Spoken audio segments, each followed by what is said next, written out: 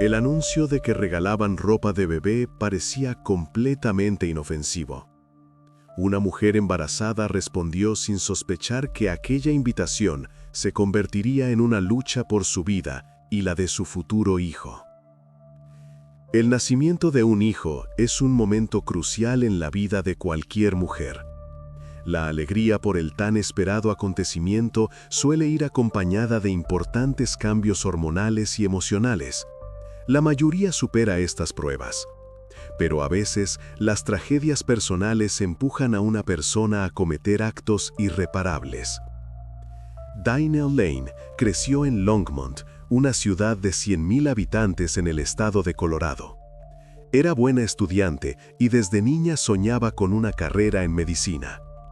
Cuando entró en la universidad para estudiar enfermería, su familia no se sorprendió. La joven siempre había perseguido sus objetivos. Para 2015, Dynel tenía 34 años y una sólida experiencia profesional a sus espaldas. Había ayudado a salvar decenas de vidas, pero no pudo salvar a su propio hijo. En 2014, sufrió un aborto espontáneo. Para Dynel fue el trauma más duro de su vida. Sus seres queridos temían seriamente que no lo superara. Veían cómo se encerraba en sí misma, cómo se quedaba en silencio en medio de una conversación. La mujer podía pasarse horas sentada junto a la ventana, con la mirada perdida en un punto fijo. Nadie sabía lo que pasaba por su cabeza. Sin embargo, no se rindió. Unos meses después, comunicó a su familia y a su pareja, David Ridley, que estaba embarazada de nuevo. David también soñaba con una familia y estaba feliz. La apoyó con todas sus fuerzas, especialmente preocupado de que, tras la primera pérdida, cada emoción le resultara el doble de difícil. Aparentemente, Dynel se mantenía tranquila. Sonreía cuando hablaba del futuro bebé, pero sus manos permanecían inmóviles, su mirada un tanto distante. Pero todo cambió el 17 de marzo de 2015. Cerca de las 4 de la tarde, David regresó del trabajo. La llave giró en la cerradura. Un sonido normal. Lo recibió una Dynel despeinada, el pelo revuelto, la cara arañada, sangre en las manos. No pronunció ni una palabra, simplemente se dio la vuelta y caminó hacia el baño. Él la siguió. En el cuarto de baño le señaló a un bebé, una niña, ensangrentada, inmóvil. Dynel la llamó Aurora y dijo que había tenido un aborto espontáneo. Su voz era serena, demasiado serena para un momento así. Se llevaron a la pequeña. David la envolvió en una toalla y fueron a una clínica en las afueras. Allí, Dynel repitió la misma versión. Los médicos intentaron ayudar, pero era demasiado tarde. Uno de los doctores salió del quirófano, quitándose los guantes. Negó con la cabeza. La muerte fue declarada rápidamente. Cuando los médicos salieron para dar la trágica noticia a la pareja, David no pudo contener las lágrimas. Inmediatamente comenzó a consolar a David, poniéndole una mano en el hombro. Ella permanecía sentada, inmóvil, miraba al frente. A los médicos les interesaba otra cosa. Uno de ellos intercambió una mirada con su colega. Las circunstancias de lo ocurrido planteaban demasiadas preguntas. Ese mismo día, el servicio de emergencias recibió una llamada. Una mujer, con una voz apenas audible, pidió ayuda. Su respiración era ronca, entrecortada. Dijo que le habían cortado el cuello. Solo alcanzó a decir la dirección. Luego, silencio. El operador repitió la pregunta varias veces, pero no hubo respuesta. Cuando la policía llegó al lugar, la puerta de entrada no estaba cerrada con llave. Encontraron a la víctima ensangrentada, pero consciente. Estaba tumbada en el suelo del sótano. A su lado, un charco de sangre, grande. Se presentó como Michelle Wilkins. Intentó añadir algo, pero las fuerzas la abandonaron. Sus ojos se cerraron. En el hospital, los médicos quedaron horrorizados por la magnitud de las lesiones. El cuello cortado, una incisión profunda que casi rozaba la arteria. En el abdomen, un enorme corte que dejaba al descubierto sus órganos internos. El cirujano que la examinó primero se quedó paralizado un instante. Luego, rápidamente comenzó a dar órdenes. 27 años, residente de Longmont, profesional titulada. Estaba construyendo su carrera y preparándose para ser madre. Sus relaciones con los hombres no habían funcionado hasta que conoció a Dan. Empezaron a vivir juntos y decidieron tener un hijo. Esperaban una niña. Querían llamarla Aurora. Para Michelle, el embarazo era un sueño hecho realidad. Hablaba con su vientre, ponía la música que creía que le gustaba a la pequeña. El parto estaba previsto para finales de abril. Dan la apoyaba en todo. Se preparaba a conciencia para la llegada de su hija. Reunía ropa, decoraba la habitación del bebé, compraba todo lo necesario. No tenían mucho dinero, así que Michelle buscaba cosas en sitios web donde otros padres vendían ropa de bebé más barata que en las tiendas. Hojeaba los anuncios por las noches, sentada en el sofá. Dan se asomaba por encima de su hombro y discutían cada compra. Así fue como encontró un anuncio en Craigslist. Una mujer regalaba ropa de su hijo completamente gratis. A Michelle le interesó mucho. Llamó de inmediato. Mientras los médicos luchaban por la vida de Michelle en cuidados intensivos, un doctor conversaba con Dainel. La conversación tuvo lugar en el pasillo. Dainel estaba de pie, con los brazos cruzados sobre el pecho. Respondía de forma breve, con monosílabos. Lo primero que llamó la atención, no había ningún historial médico de su embarazo.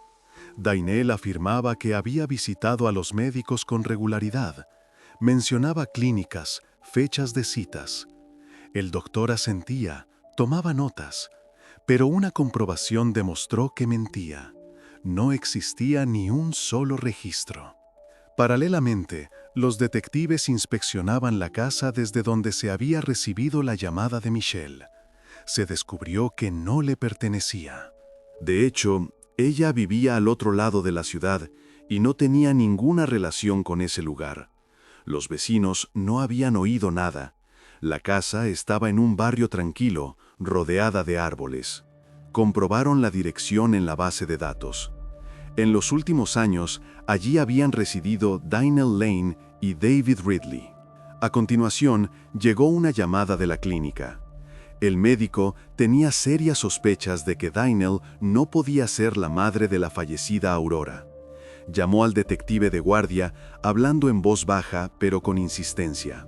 Los detectives la encontraron en el hospital. Estaba sentada en una silla de plástico en el pasillo, David a su lado, sosteniendo su mano. Inmediatamente, un detalle inquietante llamó la atención. A pesar de la pérdida de su hijo, estaba fría y completamente tranquila. No lloraba, no temblaba, miraba al suelo. Dainel repitió la historia del aborto espontáneo. Su voz era serena, sin emociones. Los detectives intercambiaron una mirada. Cuando le propusieron someterse a un examen médico para asegurarse de que su salud no corría peligro, se negó, categóricamente. Sus manos se cerraron en puños. Entonces le preguntaron directamente, ¿conocía a Michelle Wilkins, a quien le habían robado el bebé de su vientre? Una pausa, demasiado larga. Era evidente que la pregunta la había tomado por sorpresa. Sus ojos se movían nerviosamente. Sus respuestas se volvieron confusas y evasivas. La historia comenzó a llenarse de detalles inexistentes.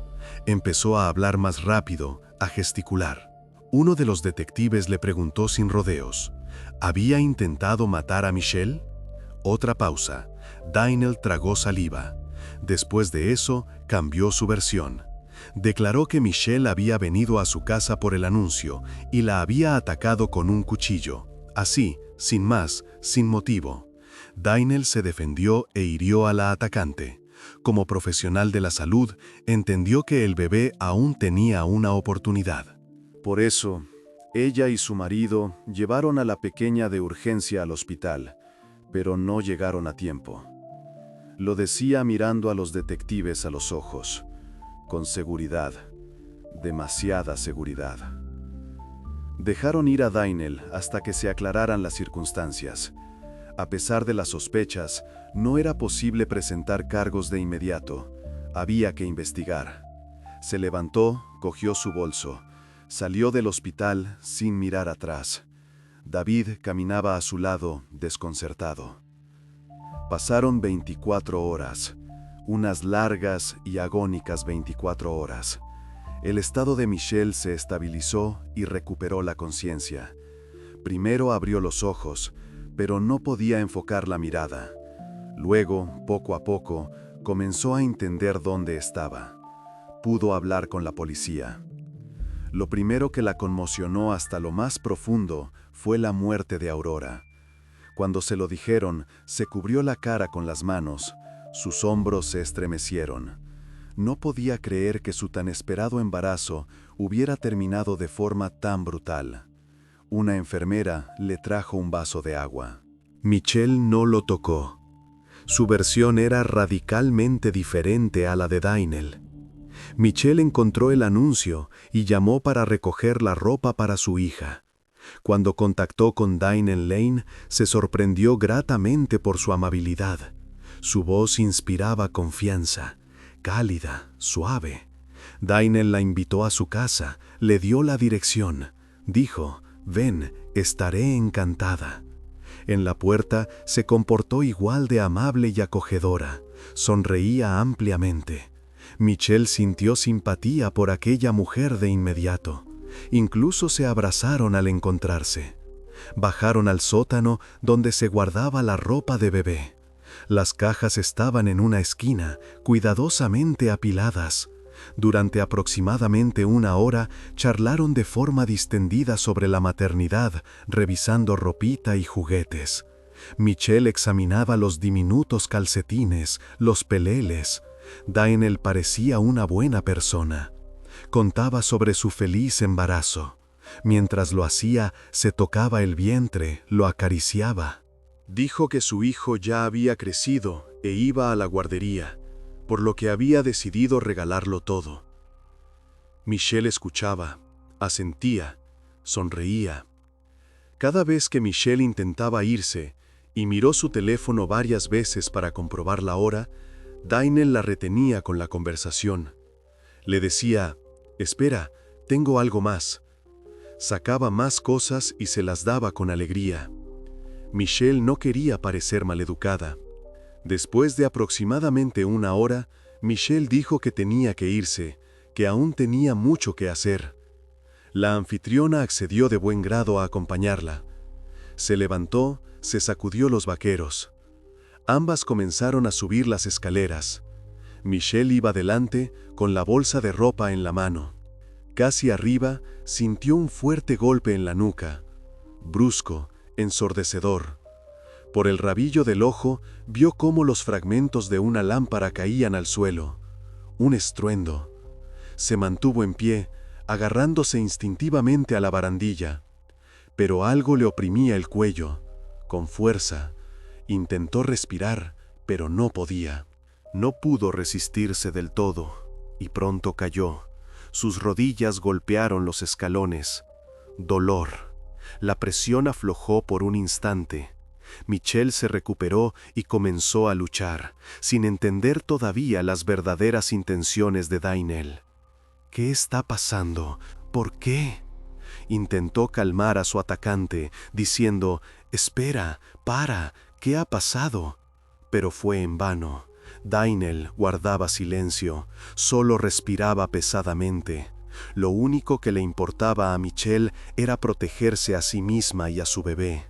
Michelle comenzó a resistirse con el doble de fuerza. Gritaba, intentaba salir del sótano para escapar. Sus dedos arañaban el suelo, buscando algo a lo que agarrarse. Daniel se agotó, la soltó por un instante.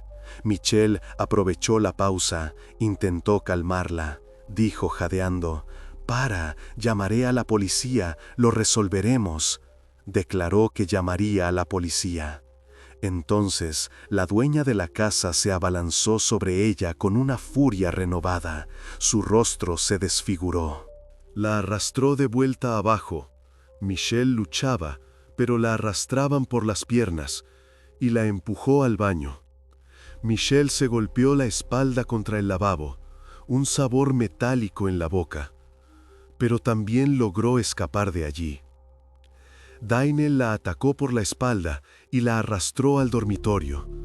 Michelle vio la cama, vio cómo Daniel cogía algo de la mesita de noche. Sacó su teléfono, dispuesta a llamar a la policía. Le temblaban los dedos, no le obedecían. Le propinó varios puñetazos en la cara. 1, 2, 3. La sangre brotó de su nariz. El teléfono cayó, la pantalla se agrietó. Daniel empujó a la víctima sobre la cama y saltó encima. El peso la inmovilizó. Cogió una almohada e intentó asfixiarla. Michelle se retorcía, movía la cabeza. Afortunadamente, también consiguió quitarse la almohada. Sus manos encontraron el borde y tiraron. La almohada salió volando. Daniel no se rendía, sin palabras, solo su respiración ronca y acelerada.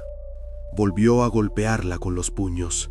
Intentó estrangularla con las manos desnudas. Sus dedos se clavaban en su garganta. Michelle intentó apelar a su compasión. Preguntaba sin aliento, ¿por qué? ¿Por qué haces esto? Le suplicaba que parara. Por favor, para, te lo ruego. Realmente no entendía el motivo. Habían estado hablando tranquilamente y de forma amistosa durante más de 1 hora. Se habían reído, habían hablado de niños. Michelle no había sido grosera ni la había insultado. No había hecho nada. Un pensamiento cruzó su mente. Un trastorno mental. La mujer se había vuelto loca. Al parecer, la atacante desesperó al no poder dominarla con las manos desnudas. Michelle se resistía con demasiada tenacidad. Daniel se levantó de un salto y desapareció de su vista. Apareció un cuchillo. La hoja brilló. Michelle se quedó helada. Para entonces estaba cubierta de sangre por los golpes y los fragmentos de la lámpara. La cara le ardía. Daniel le infligió varias heridas en el cuello. La hoja fría. Un dolor punzante, insoportable, le cortó la garganta. Michelle sintió cómo algo caliente le corría por el cuello. Daniel continuó asfixiándola, presionando la palma de su mano contra su boca y nariz. Michelle perdió el conocimiento. La oscuridad la envolvió. Cuando despertó, apenas podía contener un dolor terrible. Tenía el abdomen abierto. Miró hacia abajo. Vio sangre, mucha sangre. Vio lo que no debería haber visto. Aguzó el oído y se dio cuenta de que la casa estaba en silencio. Ningún sonido, ningún paso. Reuniendo fuerzas, no sabía de dónde las sacaba, llamó al servicio de emergencias. Sus dedos resbalaban por la pantalla, dejando rastros rojos.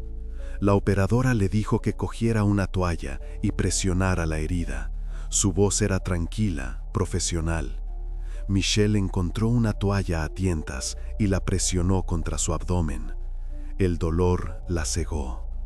Solo en el hospital, Michelle se dio cuenta de que le habían robado a su bebé. Dan estaba sentado junto a su cama, sosteniendo su mano.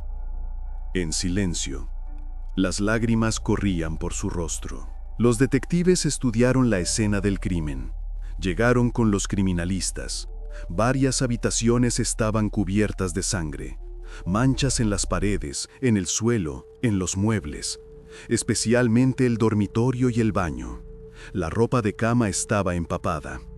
Las señales de lucha eran evidentes. Una silla volcada, la lámpara rota, arañazos en el marco de la puerta. Pero no había señales de entrada forzada. La puerta estaba abierta. Cuando quedó claro que la víctima estaba embarazada y le habían extraído el feto, todos quedaron en shock, incluidos los médicos. Uno de los criminalistas, un hombre con 20 años de experiencia, salió a la calle a tomar aire. En toda su carrera nunca se habían encontrado con algo así. La mujer había sufrido heridas monstruosas. Daba la sensación de que habían intentado destripar a Michelle. Alguien había usado un cuchillo sin conocimientos de anatomía, sin entender lo que hacía. Ella misma describió su estado así, como si los órganos se le hubieran salido. En esencia, así fue. Los médicos no entendían cómo había sobrevivido. Gracias al testimonio de la víctima, comenzaron las investigaciones. Estudiaron sus páginas en redes sociales, sus dispositivos de almacenamiento y el teléfono de la atacante.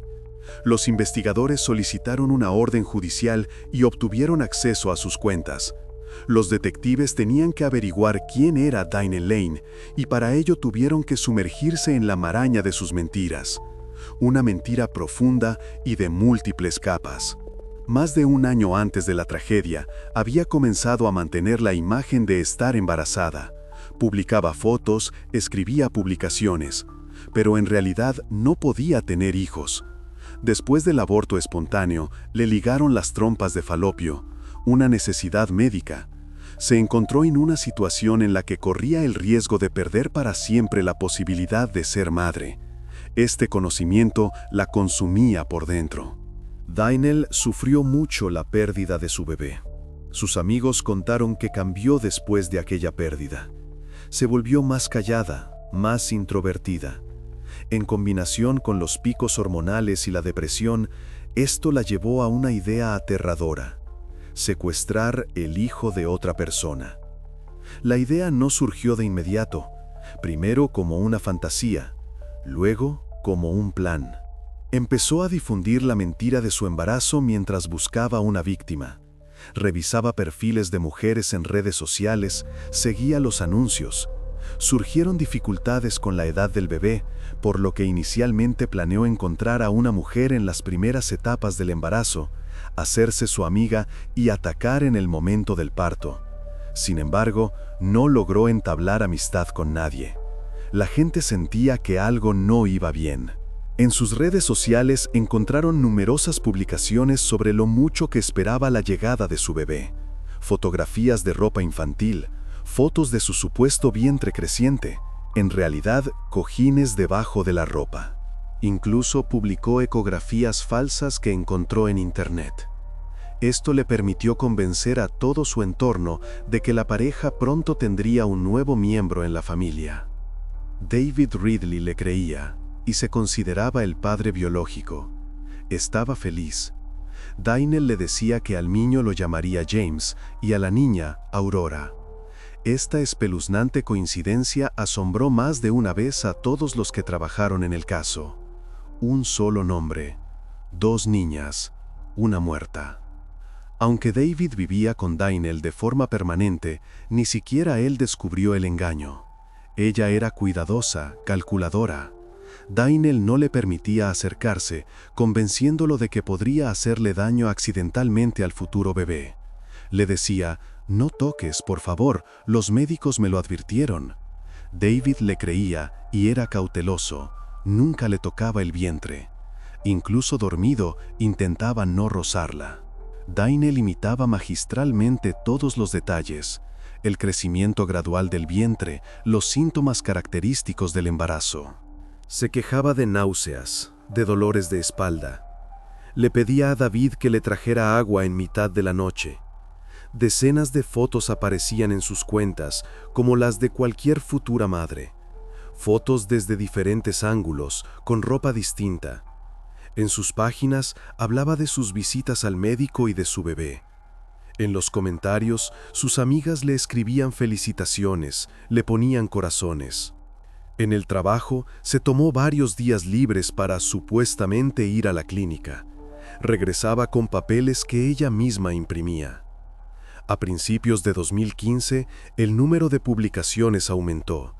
Dainel fotografiaba constantemente ropa de bebé y contaba lo mucho que esperaba la llegada de su hijo. Sus seguidores se alegraban con ella. Como no había embarazo, tuvo que ir cambiando la fecha del parto. Primero dijo que sería en febrero, luego en marzo, después en abril. El embarazo se estaba alargando demasiado y esto no podía continuar indefinidamente. Durante mucho tiempo no logró encontrar una víctima adecuada, vulnerable, crédula. Debido al prolongado embarazo, sus seres queridos comenzaron a dudar. David preguntaba, ¿cuándo será? ¿Quizás se equivocaron con las fechas? Dinel intentaba convencer a todos de que había habido un error en los cálculos, que los médicos estaban confundidos. Pero las dudas crecían, las preguntas aumentaban, el tiempo se agotaba. En el cuerpo de la fallecida Aurora no había traumatismos por golpes o cuchilladas. La examinaron minuciosamente, con lupa. Simplemente no sobrevivió a la cesárea improvisada, debido a su edad. Solo tenía 7 meses.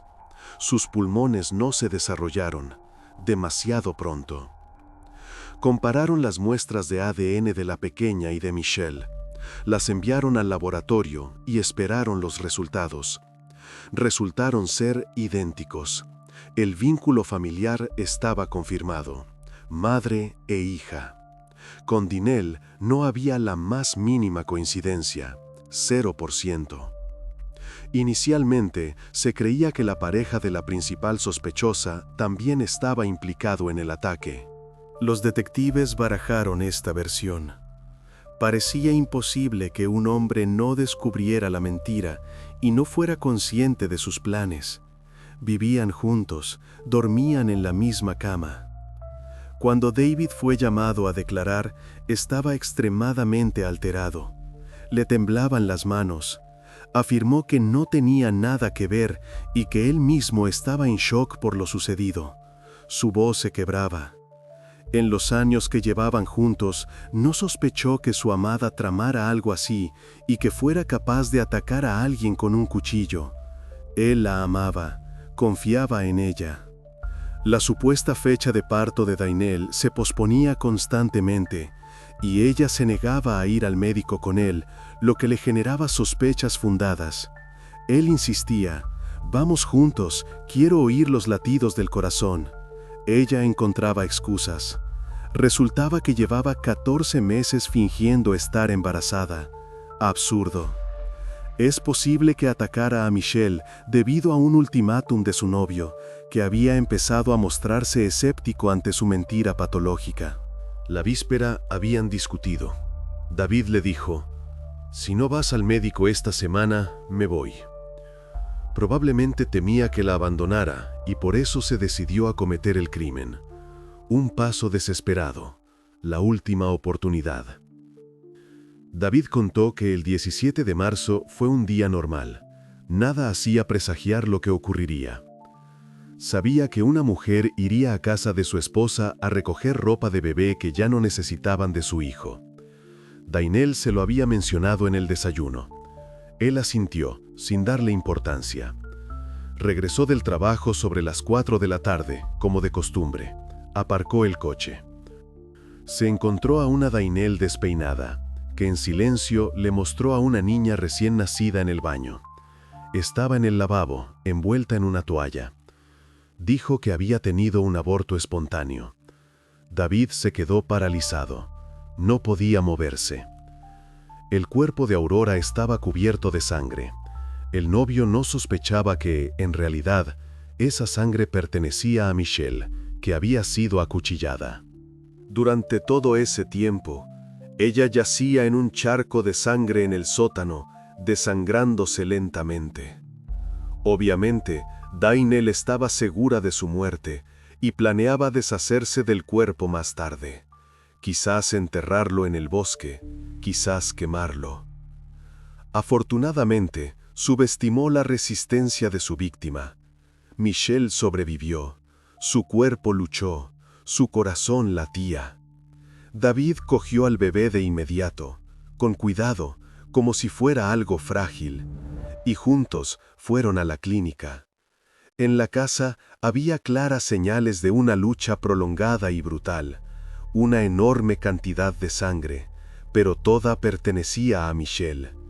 En el suelo, en las paredes, en los muebles. La historia de Daniel pareció insostenible desde el principio. Ella misma no tenía heridas graves, solo arañazos y moratones, superficiales. Naturalmente, aquello no parecía un ataque por parte de una mujer embarazada. Los detectives lo entendieron de inmediato. Tras cotejar los hechos, los detectives llegaron a una conclusión. No fue un acto impulsivo de agresión. Ninguna espontaneidad. Más bien, fue la culminación de una mentira elaborada que Daniel había creado y mantenido durante meses. Se encaminaba hacia ello. El anuncio en Craigslist en el que regalaba ropa de bebé fue publicado intencionadamente. Una trampa. Daniel quería encontrar a una mujer adecuada, a punto de dar a luz, embarazada, crédula, sola. Las investigaciones demostraron que no conocía a su víctima, no la había vigilado de antemano. Michelle fue una víctima al azar. Le daba igual a quién le arrebatara el bebé. Cualquiera habría servido. A Daniel podría haberle salido todo bien si la víctima no hubiera ofrecido una resistencia tan feroz y no hubiera sobrevivido, si no hubiera llamado, si no hubieran llegado a tiempo. Además, según los expertos, la pequeña Aurora habría tenido muchas más posibilidades si su madre no hubiera estado de 7 meses, 8 meses, y todo podría haber sido diferente. El hecho de que ambas implicadas en el caso quisieran llamar a la niña con el mismo nombre no fue más que una trágica coincidencia, una cruel ironía del destino. Michelle Wilkins superó las heridas sufridas, lenta, dolorosamente. Pasó 5 días en cuidados intensivos, donde cada aliento era un esfuerzo. Luego permaneció mucho tiempo en la clínica, en rehabilitación, aprendiendo a caminar y a moverse de nuevo. Durante todo ese tiempo, su prometido la apoyó. Dan no se apartó de su cama, dormía en una silla a su lado. Durante 1 año, la mujer que había perdido a su hija no solo se recuperó físicamente, sino que también se preparó para testificar en el juicio contra su asesina. Un psicólogo trabajaba con ella 2 veces por semana, anotaba sus pensamientos en un cuaderno, se preparaba para las preguntas. Daniel, mientras tanto, se encontraba en prisión a la espera de las audiencias, una celda individual. Varios psiquiatras hablaron con ella en repetidas ocasiones, incluido un experto independiente contratado por el abogado. Respondía con calma, se mantenía segura. Los primeros consideraban que la mujer era imputable y capaz de enfrentarse a un juicio. Era plenamente consciente de sus actos. Entendía la diferencia entre el bien y el mal. El experto independiente no compartía esta opinión. Al igual que el abogado defensor, estaba convencido de que Daniel sufría una forma grave de trastorno depresivo relacionado con la pérdida de su hijo. El diagnóstico: trastorno de estrés postraumático. Tras su confesión, Daniel se negó a cooperar con la investigación. Exigió un abogado y guardó silencio.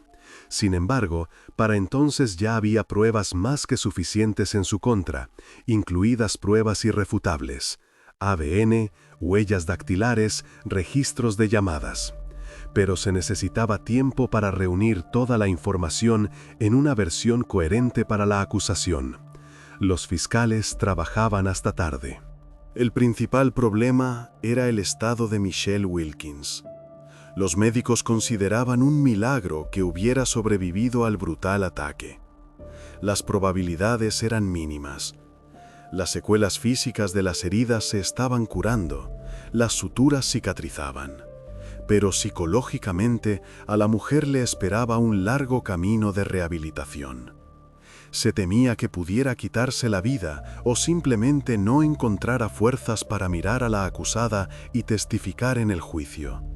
Necesitaba tiempo, Pero Michelle era muy valiente y fuerte, más fuerte de lo que nadie esperaba. Más tarde, confesó que se vio obligada a sumergirse en un trabajo interminable sobre sí misma y en la comunicación con otras personas. Grupos de apoyo, terapia, conversaciones. Esto le permitió ocupar su mente y distraerse de los malos pensamientos. Sin embargo, cada vez que se quedaba a solas con sus vivencias, veía ante sus ojos a su niña. Cómo Aurora crecía, daba sus primeros pasos, iba al colegio, a la universidad, formaba una familia. La graduación, la boda, los nietos, todo lo que ahora no le estaba destinado a vivir. Michelle decidió seguir adelante y creyó que el apoyo de otras mujeres que habían enfrentado incidentes similares o la pérdida de hijos, como le había ocurrido de hecho a la propia Danielle, podría ayudarla. No le guardaba rencor, intentaba comprender. Michelle contó su historia en repetidas ocasiones, en reuniones, en entrevistas, compartiendo la experiencia de cómo intentó desesperadamente proteger a su hijo nonato, incluso cuando su atacante sacó un cuchillo. La voz le temblaba, pero continuaba. Mantuvo la compostura e incluso intentó ganarse la confianza de la criminal cuando se dio cuenta de que la situación se había salido de control. Michelle pronunció la frase de que Danielle le caía bien, ya que habían hablado de forma muy agradable y podían resolver la situación pacíficamente. Intentaba calmarla. Las palabras salían de sus últimas fuerzas. Lamentablemente, no funcionó. Danielle no escuchaba. Pero cuando esto sonó desde el estrado de los testigos durante las audiencias, pareció muy poderoso. Incluso hizo llorar a algunos miembros del jurado. La gente en la sala se quedó inmóvil. Cuando en 2016 Michelle llegó al tribunal y vio a la acusada que le había arrebatado a su hija y casi le había quitado la vida sin motivo alguno, continuó comportándose como una mujer muy fuerte. Entró en la sala con la espalda recta. Dijo que sentía más lástima que odio por Danielle. Sonó sincero. Los seres queridos de la víctima, por el contrario, no sentían lo mismo. La madre de Michelle apretaba los puños cuando miraba a Danielle. La odiaban, se manifestaron activamente en su contra y exigieron justicia. La pena máxima, cadena perpetua. La propia asesina no mostró arrepentimiento, no sintió la más mínima compasión por Michelle ni por su hija fallecida. Todos los presentes lo señalaron. Los periodistas escribieron sobre ello. La única vez que la acusada lloró fue cuando se relató la historia de su propia tragedia, relacionada con la pérdida de su hijo. Entonces, las lágrimas fueron reales.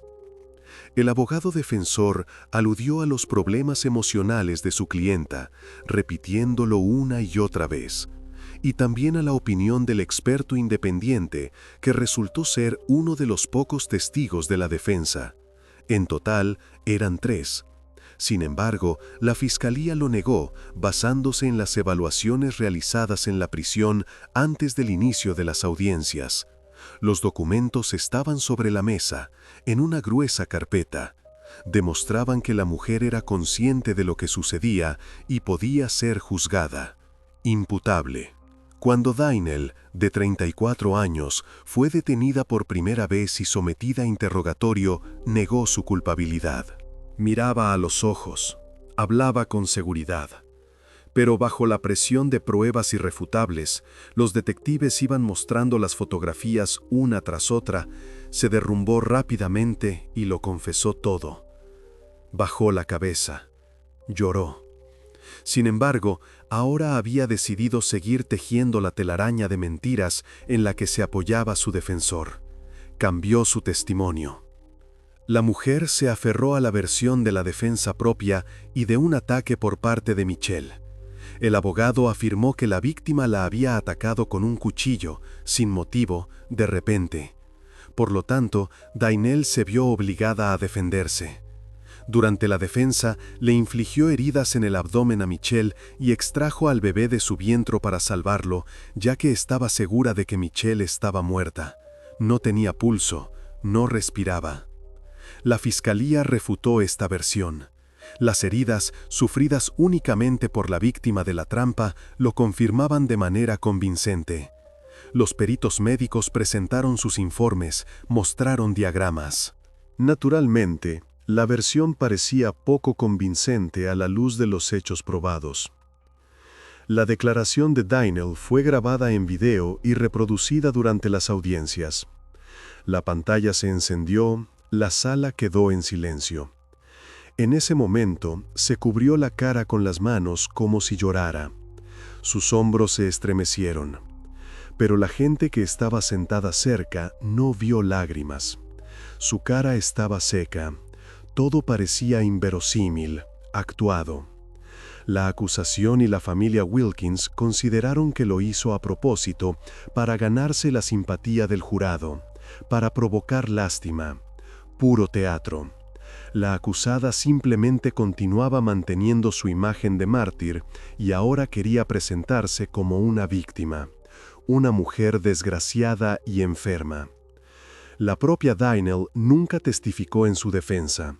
Se negó a declarar ante el jurado. El abogado le aconsejó que guardara silencio. Ella asintió. Intentó alegar la no intencionalidad e impulsividad de las acciones de su clienta. Arrebato, ofuscación. Durante la lectura de la sentencia, Michelle Wilkins, que sostenía una gran fotografía de su hija fallecida, una imagen de ecografía, en blanco y negro, borrosa, se dirigió directamente a Daniel Lane. Se puso de pie, se volvió hacia ella. Estaba tranquila y contenida, y expresó su convicción de que la mujer necesitaba tratamiento, ayuda, y no solo castigo. Después de todo lo que había pasado, Michelle señaló que nunca podría perdonarla del todo, pero que rezaría por el descanso de su alma. Su voz no tembló. Lo que más conmocionó a la mujer fue la falta de arrepentimiento de la acusada. No lo mostró ni una sola vez durante las audiencias, ni una palabra, ni una mirada, ni un gesto. No solo habló la familia Wilkins, sino también la de Daniel. En particular, la madre y la hermana de la acusada la describieron como una hija cariñosa y una persona compasiva. Recordaron su infancia, sus años de colegio. Contaron cómo durante muchos años había ayudado a otros trabajando como enfermera, salvando vidas. Consideraban que su acto estaba relacionado con la pérdida de su hijo y el consiguiente trastorno depresivo. Todos estaban conmocionados por las acciones de Daniel y afirmaron que no era propio de ella. La madre lloraba. Atribuyeron lo sucedido a problemas psiquiátricos y a las secuelas del trauma vivido, a una enfermedad. El fiscal incluso mostró a los presentes la almohada, el colchón y la ropa de cama ensangrentados de la escena del crimen. Los llevó a la sala, los desplegó. El olor, las manchas, para demostrar vívidamente todo el horror que había ocurrido. Algunos apartaron la vista. Hubo otra ocasión en la que Daniel derramó una lágrima. Fue cuando el jurado la declaró culpable. Se leyó el veredicto. Se estremeció, se mordió el labio. Naturalmente, no sentía compasión ni por el bebé ni por Michelle.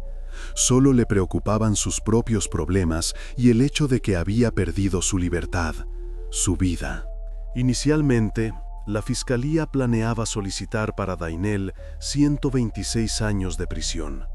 Le presentaron una larga lista de cargos que incluían intento de asesinato, agresión y otros delitos. Documentos de varias páginas.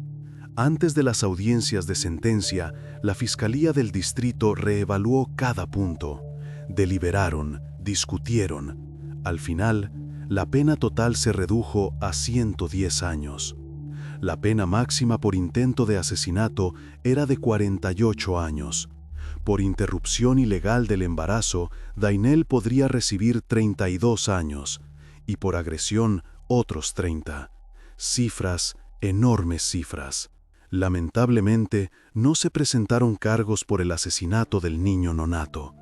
La ley del estado de Colorado no reconoce al feto como persona si no ha vivido ni un solo día fuera del útero materno. Un tecnicismo legal, cruel. En esencia, en cualquier caso, a Dainel le esperaba toda una vida entre rejas. Ella lo entendía, el abogado también. Tras escuchar los argumentos de las partes, los alegatos finales duraron 3 días. El jurado se retiró a deliberar. La espera fue larga, pero regresaron rápidamente, con una decisión unánime. Las 12 personas. Dainel Lane, de 35 años, fue declarada culpable de todos los cargos y más tarde sentenciada a 100 años de prisión sin posibilidad de libertad condicional.